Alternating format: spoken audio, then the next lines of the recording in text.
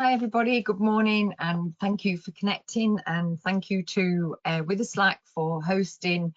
Always a delight to work with them because we're all on the same page, and I think that's why our topics are very relevant for what's going on in your lives at the moment. And of course, you only need to step into the supermarket at the minute to see that actually back to school is very imminent and a topic that we can't avoid. And I think, no matter what key stage your child is slotting into, no matter what stage of education they're at, hopefully this morning you'll hear something that might be helpful.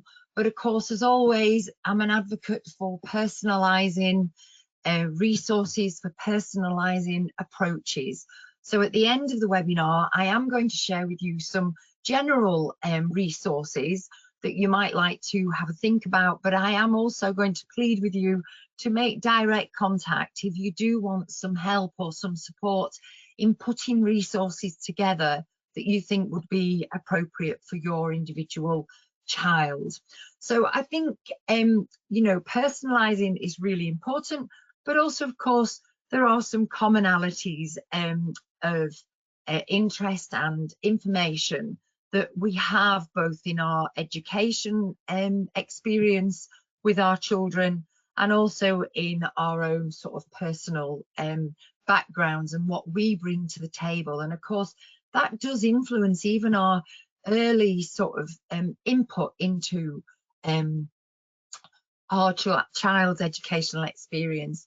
And of course, this slide here is just a reminder of, the experience that I'm bringing to the table from the different organisations I've worked for, the different countries that I've had the privilege of meeting families and doing training in, and my educational background. And of course, all of that means that actually we all sort of fit into that same sort of experience, that box, as it were, of crayons. But actually, all of us are individual. We're all bringing those different colours, those different aspects to our experience.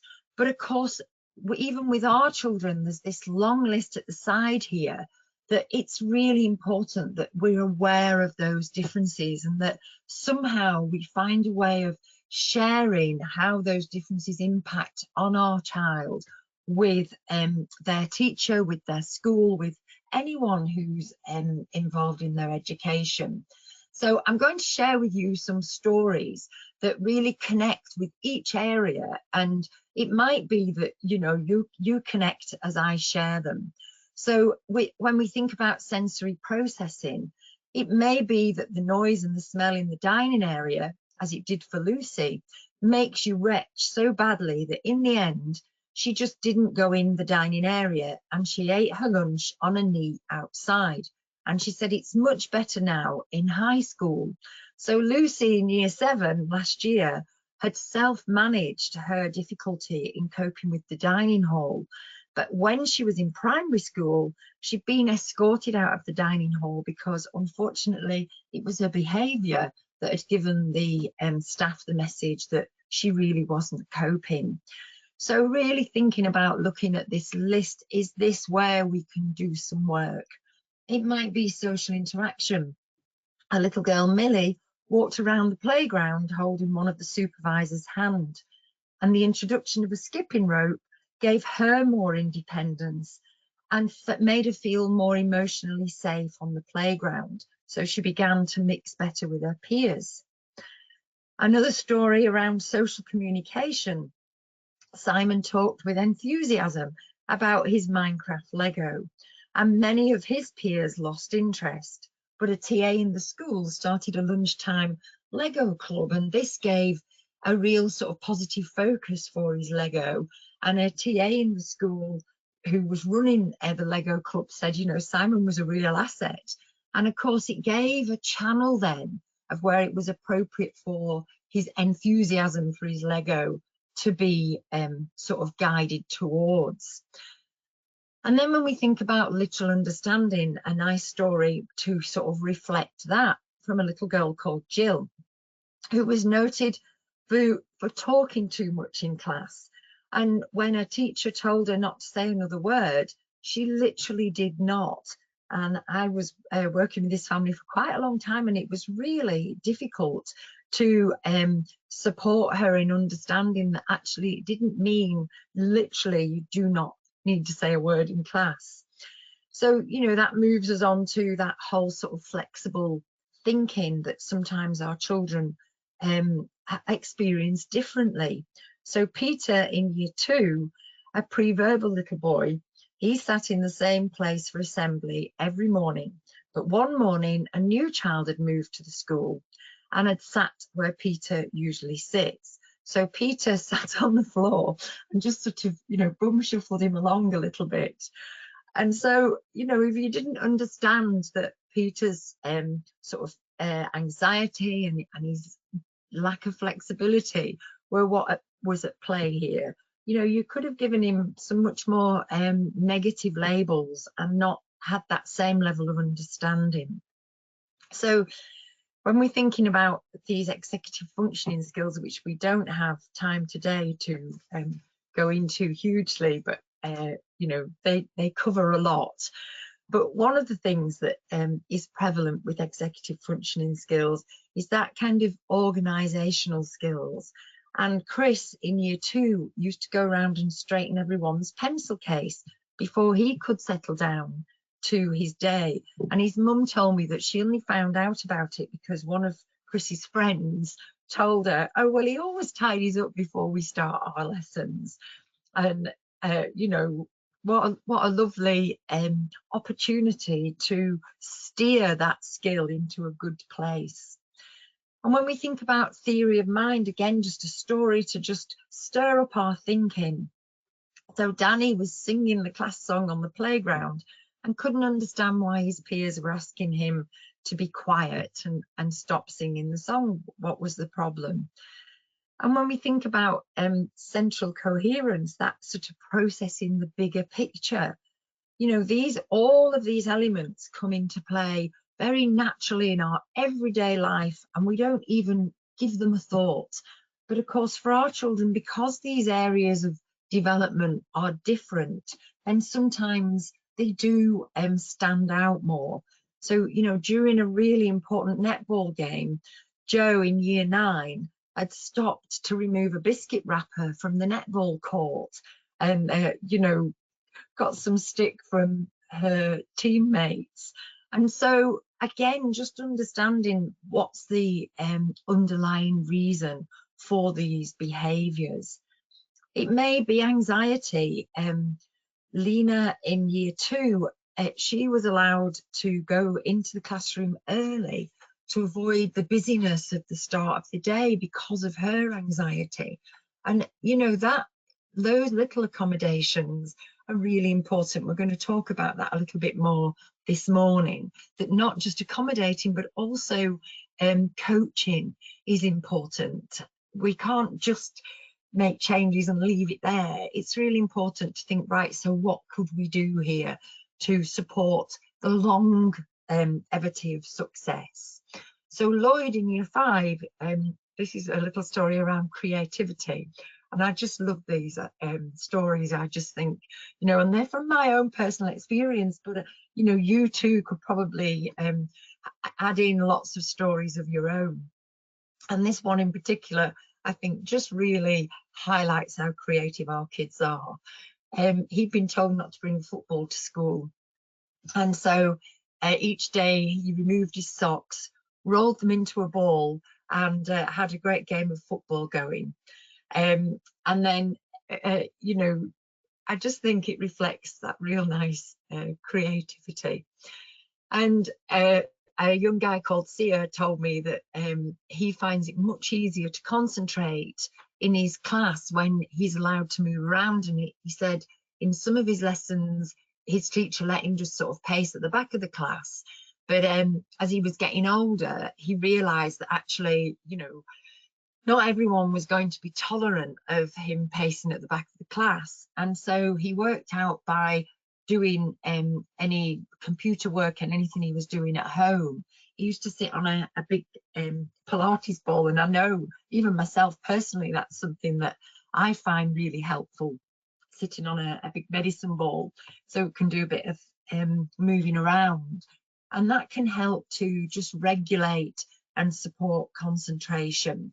So basically what we're going to be talking about this morning is the fact that there are accommodations and differences that will demand some changes for our children to have that successful journey back into school, back into their learning environment, irrespective of where that might be.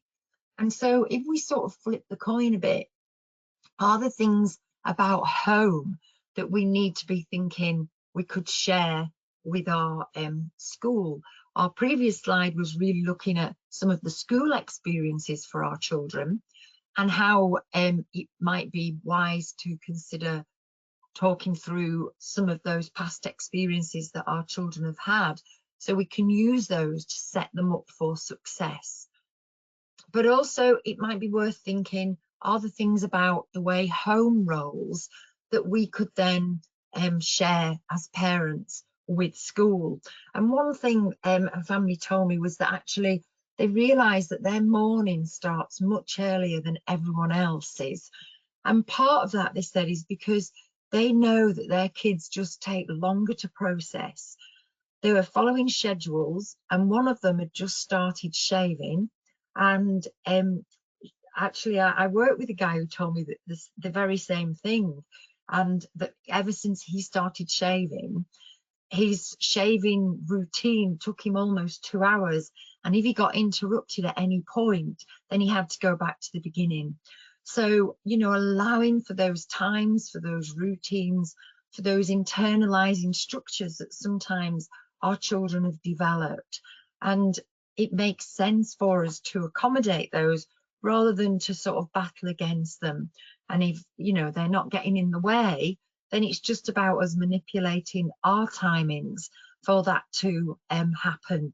I know another family whose little boy sort of puts his shoes and socks on and off, you know, 7, 8, 9, 10 times, depending on where his levels of regulation are. So, you know, mum tells me she has to leave time just in case. And, you know, it's one of those kind of sod law situations where she leaves plenty of time and he puts them on the first time. You know, we know that story, we know how that rolls.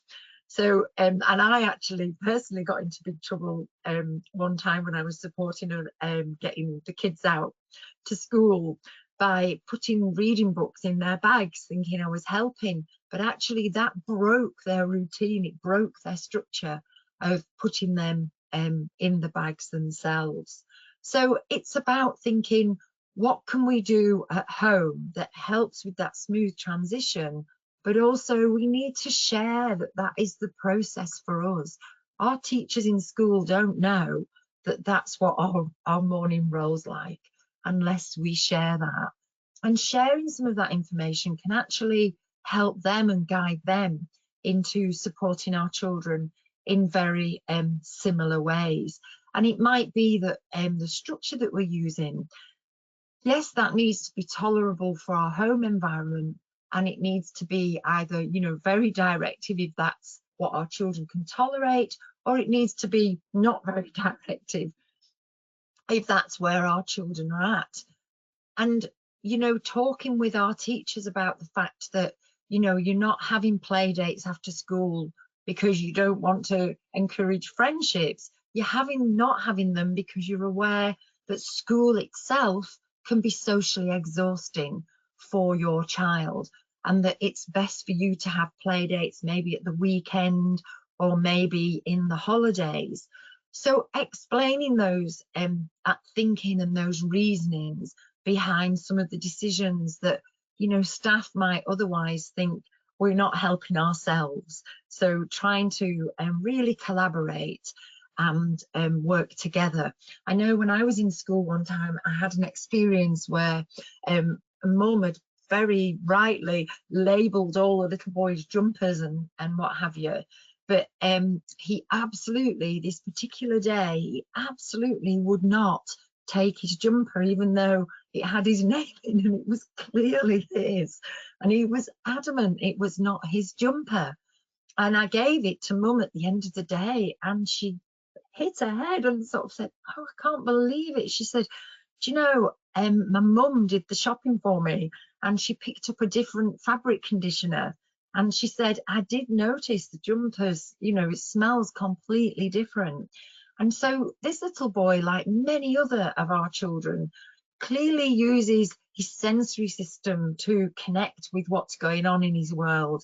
And his jumper didn't smell like his jumper, so it absolutely wasn't his. So, you know, it's really important that we are thinking in terms of, are we setting our children up to succeed by what we already know about them? And how are we going to share that information? And it might be, you know, we know that colour coordinating things at home can be really helpful. So getting our children prepared for back to school, colour coordinating their particular books for a particular lesson can be really helpful. I know I've had a very positive experience of laminating and minimizing timetables and colouring, perhaps, you know, blue for maths. So the maths square on the timetable is all blue, and we've got a blue little sticker or dot in the corner of everything we need for maths, so that we're just helping to engage with the structure and the familiarity and the consistency that can be really helpful in reducing anxiety and supporting our children, buying into some of that logic and systematic, comfortable way of working that many of our children do experience. And I think, you know, going back to that social exhaustion, sometimes just doing that sort of checking in on our children when they do come home from school.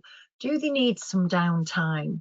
Or is it that our children feel they've been kind of containing themselves all day and they actually need some opportunity to release some energy? So just being mindful of those things. I had one family where actually all hell broke loose at 4 o'clock when the little ones came home. And it was because everything got flung. The school bag got flung, the coats got flung, the shoes got flung, and Mum was tearing her hair out. And all we did was put a basket for each child in the hallway, and they dumped their stuff in the basket when they got home. And so sometimes small changes, small structures can make a big difference to family peace and to things going smoothly during this whole sort of back to school time. And then for after school, thinking, you know, have we got a schedule in place? Do our children know what is going to be happening after school? And so, you know, lots to think about in terms of transitioning back to school, but also I think while we're thinking in practical terms and thinking, you know, in terms of colour and structure and schedules and appropriate levels of direction in a very sort of physical sort of way, or more practical than physical really, then, and altering the environment, all of those things we are mindful of. But also we need to be mindful of the relationships that we are building, the trust and the security that we're putting in place for our children. And I say our children, and many of our pictures are of little young children, but this is really relevant across the whole of our educational journey. And Dr. Tony Yee from Southern Cross University, he comments that many of us are victims of a learning theory based on control, and that to be effective in our parenting and in our teaching, we need to base our knowledge in connection, in connecting with where our children are at. And I think this slide, I'm going to just talk us through it now, but this slide really does reflect on how we can shape and change the success of experiences in education by the way in which our relationship, our understanding, our trust really does evolve.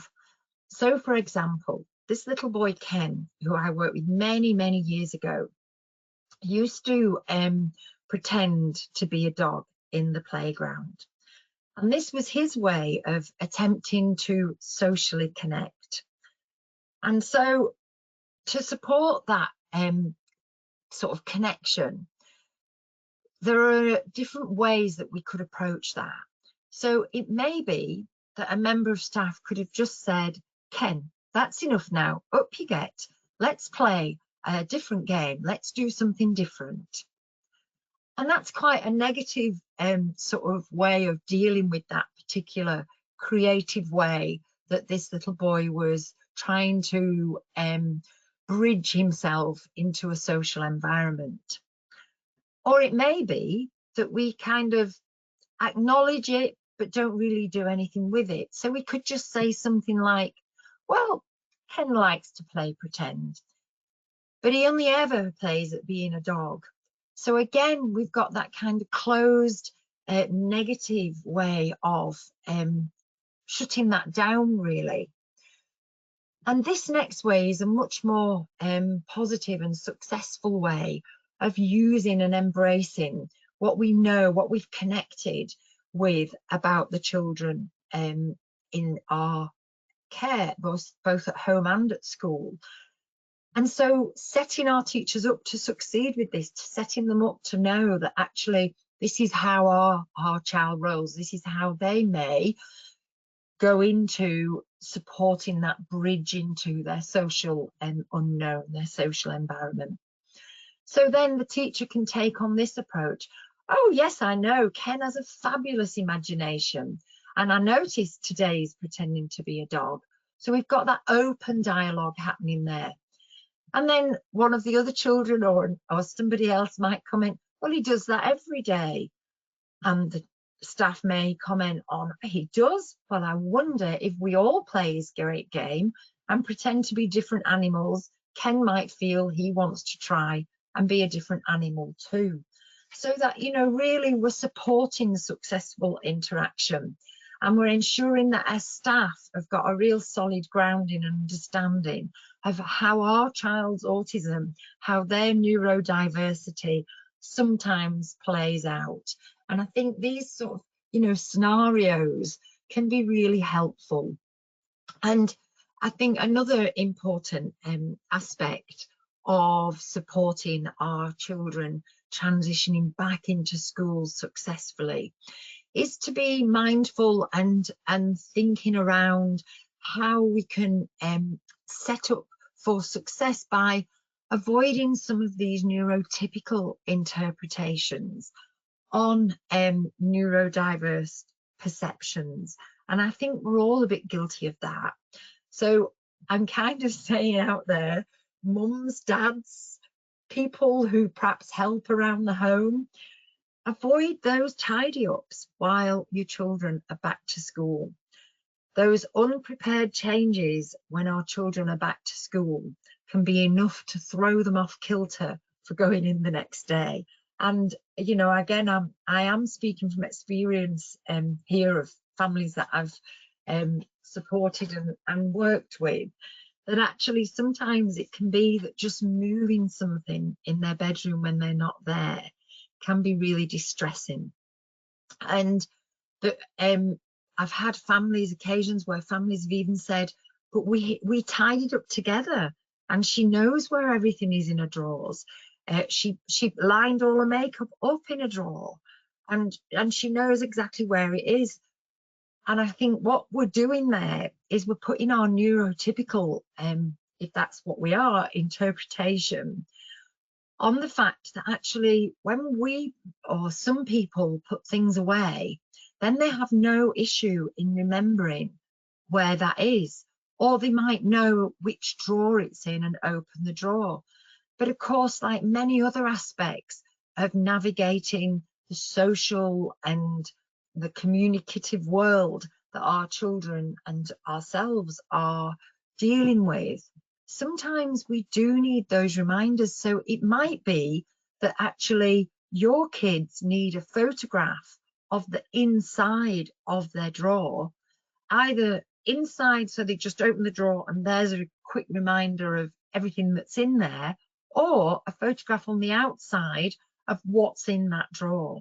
And that can really help with that kind of dilemma and that conundrum of, well, we tidied up together and yet here we are in this situation where everything's being raked out. And of course, what looks tidy in my brain may not look tidy in your brain. So that's the other perspective we need to be thinking about.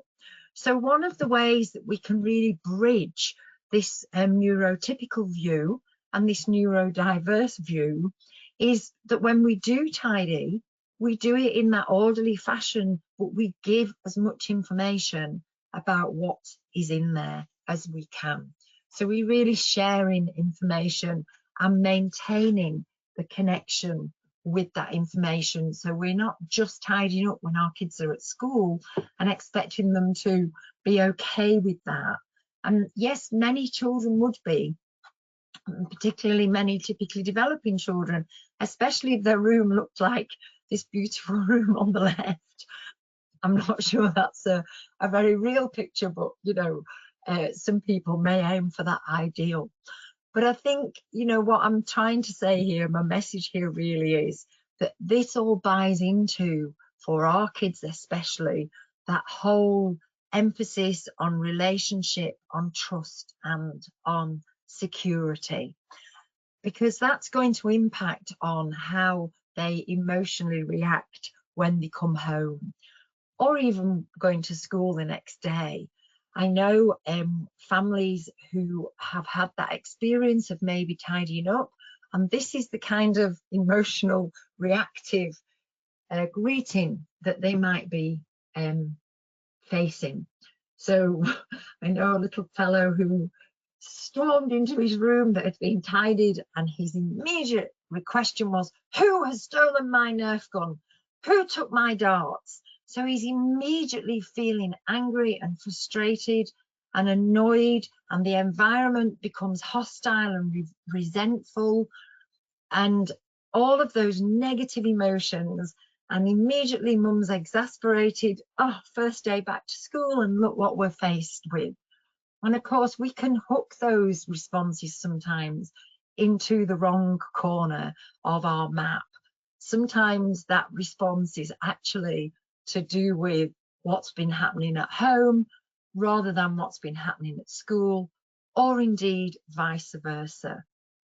So, of course, our response to that can then trigger a hormonal release as well. And of course, all of that inhibits all of that feel-good hormone, that cortisol, that we really want to try and foster in ourselves and our children to get through these early days of being back into school.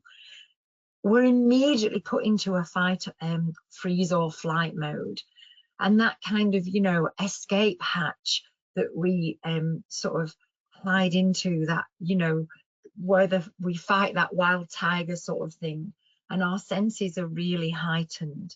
And some researchers actually identified that the activity in the left hemisphere of the brain means that actually we also become much more sensitive to hearing, because that tiger is sort of on red alert. And so we have very real changes going on in our body and in our mind. So I think, you know, reducing anxiety, spending some time on thinking, how can we reduce that? How can we sort of understand that our behaviours are being reactive, our emotions are being reactive? And I think one of the ways that we can really sort of change the narrative on that is to think about building confidence. And building confidence means stacking ourselves up, stacking our children up, stacking our teachers up with as much information as we absolutely can, because fear feeds reluctance. When we are confident and knowledgeable, we're more likely to be flexible, we're more likely to be able to be more accommodating, we're more likely to think more clearly. And sometimes when fear is feeding that reluctance, then we see occasions where our children are not feeling able to attend school. And it's usually rooted in those sort of similar feelings that we all experience when we are afraid of something or reluctant to do something. So connecting with where that's rooted, where that fear is rooted, can be a really useful exercise. You know, identifying sort of the anxiety around that ability to, you know, connect or control with what's going on. So, you know, if we're aware of that, then I think we can feel that we can move forward with it. And that, you know, maybe a fear of not being able to manage the timetable or manage where we're meant to be at a certain time, or worrying sort of what's happening next, can be something that can really help with our children's ability to be flexible. So is there something we can do to help to address some of that anxiety? Is there something that we can do physically that will help them to be more confident in navigating themselves around school and around the environment? It may be that we need to even ask if we can go in and take some photographs of the environment so that we can use those at home. And I think, you know, what we want to do is avoid unnecessary escalation of these anxieties by not buying into preparation and not buying into seeing what's going on sufficiently well to avoid that. Just a bit of investment in time, a little bit of investment in preparation could actually preempt and hopefully prevent some of that. And I know that many schools have done, you know, introducing to your new teacher before the start of the term, or visiting your new classroom before the start of the term. But of course, you know, I know Sophie and I were just having a conversation about the fact, you know, you just need to be on holiday for a few weeks and you feel a bit disconnected. So imagine how disconnected our children feel after the long summer break. You know, everything could feel new. I worked actually with a guy and he told me that every day he comes to the office, it feels like a new day to him. So for many of our children, having that opportunity before the holidays to navigate round to your new classroom, to see where new things are going to be, was helpful, I'm sure, at the time, but they may need more of that than perhaps they're typically developing peers. So I think kind of going a full circle here and thinking about those very real connections and just connecting with and revisiting our sort of perceptions and our notions versus the reality, versus what's real for our children. You know, so we might have the perception or the notion that actually what we've already prepared for will be enough, but it might be that there's a little bit more that we need to do for our children. And I think certainly in terms of the environment, you know, we need to be thinking about what can we do to support our children in knowing when and how and where it's appropriate to sort of be putting their hands up and down, to be joining in discussion and that sort of thing, because all of those things contribute to emotional regulation. We often hear the word masking, and of course we all do lots of masking, but our children very often are masking to the extent that they're constantly trying to work out how they can fit in. And it just takes that once too often of putting your hand up, or that once too often of answering a question, that our sometimes very sensitive children will feel very wrong-footed. And we know ourselves how awkward we feel when things don't feel as if they're going right. And we've got that all that tightness in our tummy and that real physical effect of being wrong-footed. And Professor Sandra Kuhl does quite a lot of work on understanding emotion and regulation.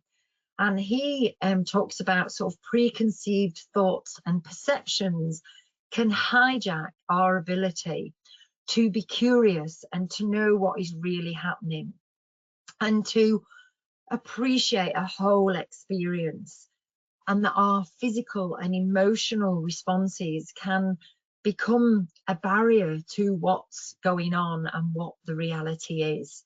So I think helping our children to connect with the reality, to connect with the fact that no, they're not always putting their hand up too much, or they're not always in the wrong place at the wrong time, or answering the not quite appropriate connection. And I think I often find in face-to-face training, this is a much easier perception and notion to talk about, because I can pick up on whether people are still engaged or if they're looking a little bit blank or confused. And of course, in this scenario, we can't do that. And that reading of faces for many of our children is not so easy. They can't simply read faces. They may, like Ken, need to engage in other means of making sense of their world. They might be engaging with their sensory system to make sense of their world and not just purely interpret exactly what's in front of them. So I think, you know, thinking of fears, or and this is thanks to the Oakville Primary School in Canada that a child I know attended some years ago, and their excuse me, their class teacher had been aware of a problem with sound for a few children, and not just a neurodiverse autistic little boy, but another couple of children as well, who really kind of tensed up and curled their toes when they heard the screech of the chairs on the floor. And so this really lovely, innovative approach of gathering old tennis balls and putting tennis balls on the bottom of the chairs just alleviated that problem. And of course, a lovely whole class, sorry, getting that summer croak that many of us are suffering from, a lovely whole class approach, I think, that really helps and doesn't stand out our children from anyone else. And there's so many whole class approaches that we can encourage our teachers to put in place. And I think if you're using anything at home, then share that. This next picture on this slide is exactly that. It's an example of the way that a parent was using a paper chain. In fact, this particular mum used a Velcro loop to denote the passage of time for her kids, because she realized that actually a sun timer and an oil timer were very distracting. Her little boy loved them, and an alarm was too startling. And so she discovered that actually just doing, and this was a Christmas time countdown that she'd used for Advent, and she realized actually this was a great way of tearing off each minute. So she used Velcro so she could use it over and over again. And so shared that with school, and the teacher was able to then use that as an incremental countdown in class. So really sharing some of the things that we've used both at school and at home. And I'm just going to show you this last slide, and then I'm going to share with you some resources that I know have been helpful both at home during the holidays and will be translated, and in some cases have been translated into being used at school, either for that preparation of starting the day or ending the day.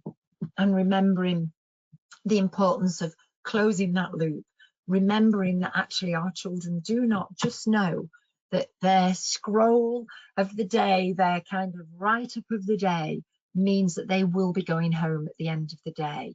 And I know that must sound ridiculous to some people, but I know from experience and, you know, hand on heart truth of parents who have told me that their children have been anxious because they haven't known that they, or haven't remembered that they are going home at the end of the day, and that they've needed some real physical, tangible connection for that. And that connection, that transition board, or that's something that they take from home, put in a bag at school, and get out at the end of the day and bring it home again, can really help with that whole security and knowledge and understanding of the cyclic process of going and coming, which of course in holiday time, often that's one of those experiences that hasn't been so familiar and hasn't been so regular. So we're almost sort of reteaching that experience. And sometimes for our children, it is a case of reteaching that experience. Remember what the guy who I worked with for many years told me, an autistic chap who said, you know, every day feels like a new day. And that really resonated and reminded me that not everybody carries the same information from one day to the next. So let's really engage with supporting our children in understanding and valuing themselves, knowing where they need those accommodations, knowing how they can get through that day and the strategies that they can use. And that might be bagging those up, literally, physically, putting them in their bag so that they are about their person. If they need ear defenders, if they need a peak cap, sunglasses, during the holidays inside to cope with those occasions when their regulation, their system is a little bit more, their stress bucket is a little bit fuller, then it might be having those on hand. It's really important. I had a conversation just last week with a mum whose little boy has been chewing gum a lot during the holidays, and she got some chewelry to help with him needing to chew. But she's anxious that when he goes back to school, he's going to go back to shredding the sleeves on his jumper. And so we were talking about the fact that sometimes having a conversation with school, you know, we assume perhaps that sometimes that we're not allowed gum in school, but actually in that situation, it may be worth a conversation, and it may be an accommodation that's simple and easy to do. So, you know, have that conversation. Try not to be slipping into assumptions. So we need to be that child's scroll of knowledge, as it were. We know the most about our children, and the more we can share that appropriately with our schools, then the more likely this back to school is going to be a positive experience. Use visual supports to suit your individual child. Do not rule them out. Nobody is too old, too clever, too bright, too academic, too verbal, or too able to benefit from visual assistance. We all benefit from visual assistance. How many of us stop on a red light? Hopefully most of us. I won't ask us how many stick to the speed limit, because hopefully we're doing our best. But we follow those visual guides, and our children need them just as we need them in our lives. And I think be your child's unapologetic advocate. I have so many times spoken and worked with families close to my heart, and personal experience and professional experience, where you feel like you are going to be unpopular because you're that parent, you're that one. But believe me, for your children, you will never be unpopular in terms of being their best advocate. And school will want to be on board. Teachers are in the job because they want to do a good job. They want to engage with our children. And we've got to remember that, you know, we're in collaboration here for success. We're all hopefully on the same page. We're all wanting that same page experience. So I'm going to share with you some of the things that hopefully you might find helpful. You might want to really just think about having a go at, and whether it's something that you could work on for your child. So one of the things that I've mentioned is that whole preparing the close day, the whole day. And one of the families that I work with, we did this little getting your family wheels on the road. And the reason we did wheels was because the little boy involved was massively into cars. So it was appropriate to use that interest. And that's where I say it's really important that we always try and engage with our child's interest. And of course, you can see here these little pieces of Velcro. They just used a little whiteboard pen and wrote on what had to happen for that family to get them all out on time in the morning. But that was accompanied by the little boy himself having his own schedule to work down. So don't be fearful of these schedules. Don't just go on the internet and download lots of detailed pictures and stick them on and then think, well, they don't work. It's the way that we put them in place and the way that we personalize them that will help them to carry that appropriate message and reduce anxiety.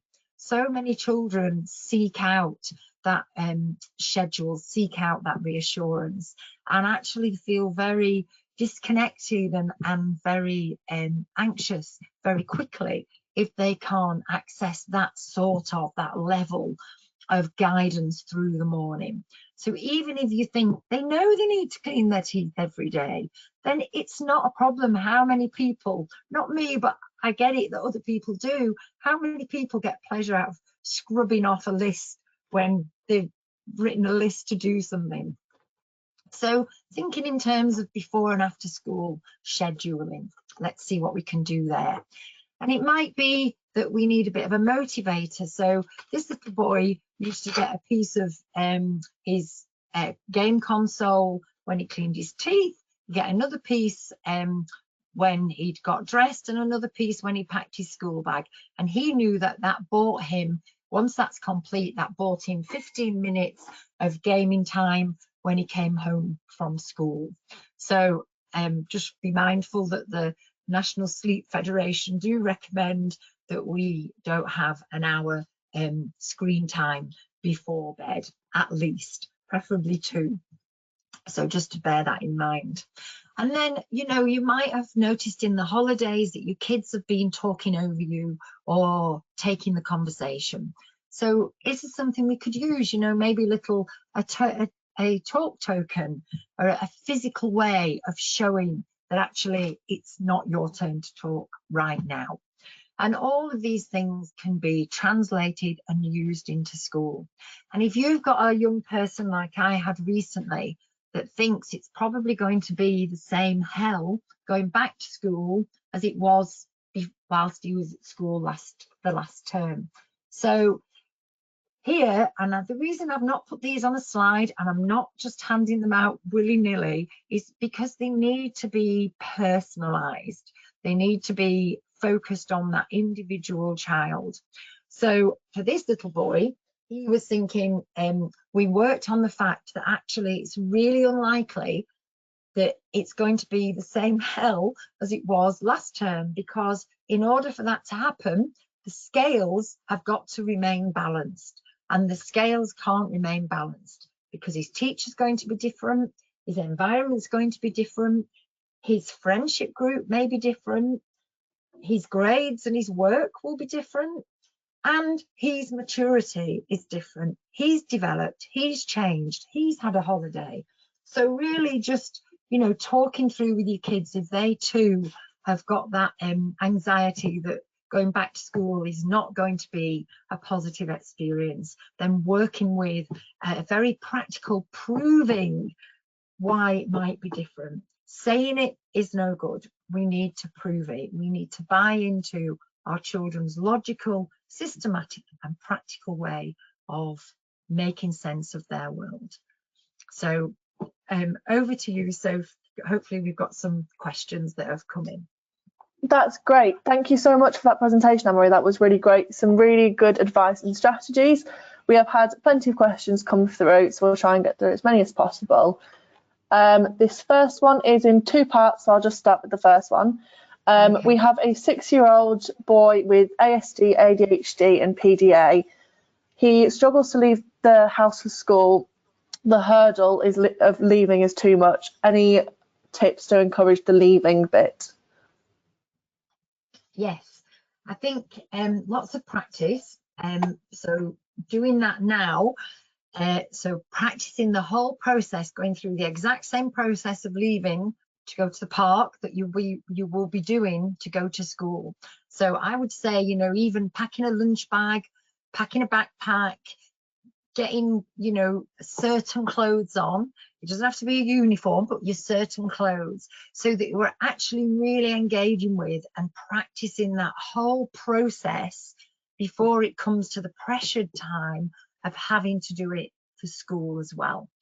And with our children, our autistic children who have got that PDA profile and that added in neurodiversity of ADHD, of course, we're also working with that need for them to feel that they have control. And that control is not about being in charge and being bossy. It's about reducing their anxiety. It's about creating their own prediction and being able to still be spontaneous, but also feel that actually they are the ones that are sort of calling the shots. So therefore, lots of choice, lots of lucky dip almost, of, right, what should we do first? Shall we clean our teeth or pack our school bag? And so giving that flexibility within the routine. So whilst we're practicing the process and all the tasks that need to be done, then actually having something that kind of tucks those away can be a really helpful process. You know, even just an envelope with the kind of what we need to do and posting them as we do them, but letting your little boy choose in which order you do them.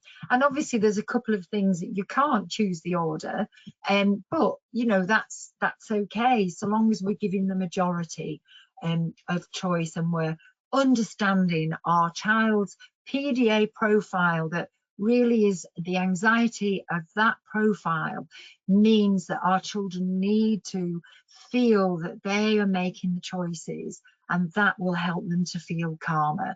And it buys into the whole, you know, need to be flexible, need for change, that enjoyment of difference for our ADHD profile as well. I hope that helps. Great, thank you. And the second part of this question is, he can get very aggressive when he's overwhelmed. Have you got any tips to support him with any influx we may experience both at home and in class over the coming few weeks as he adjusts to year 2 life?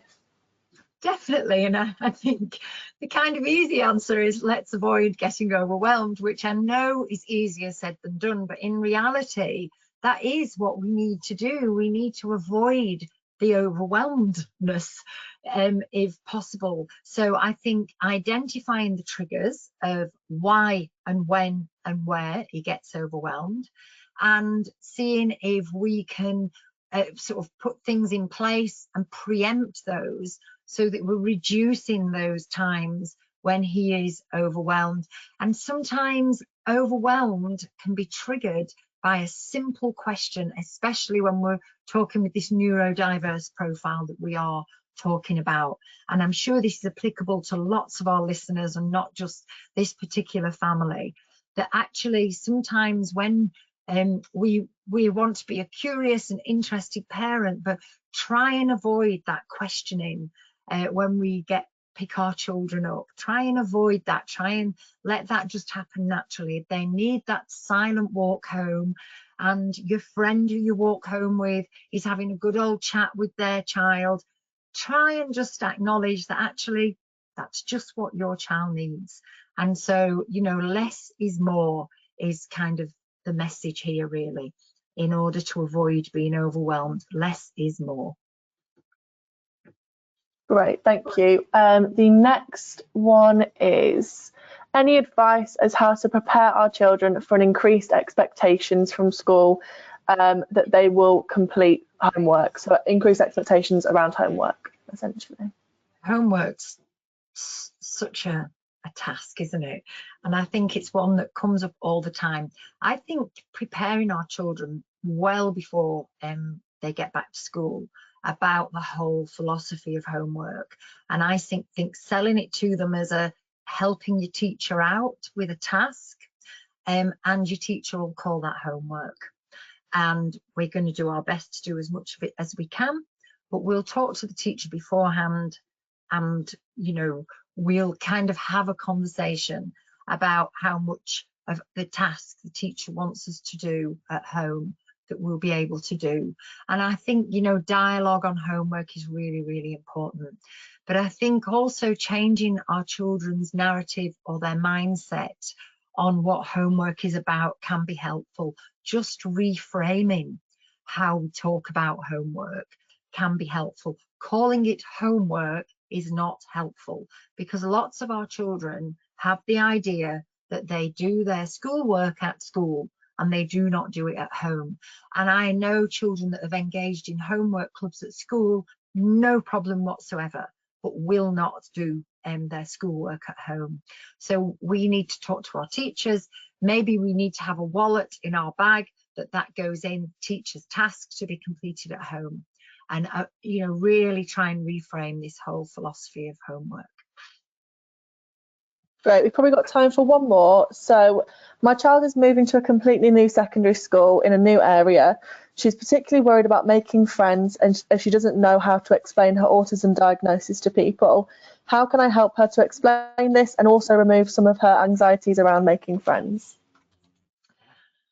I think it's a really personal thing, isn't it? And by the age of high school, it's entirely down to her how much of her she shares. Her typically neurodeveloping peers aren't going to be going in and saying, "Oh, hi, I'm Janie, and sometimes I'm shy, and I like to wear lipstick at the weekend," sort of personal information about themselves.